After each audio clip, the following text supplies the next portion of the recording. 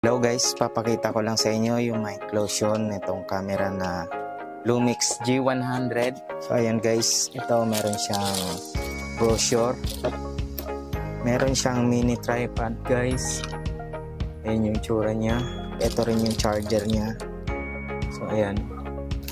So ayan yung cord niya guys.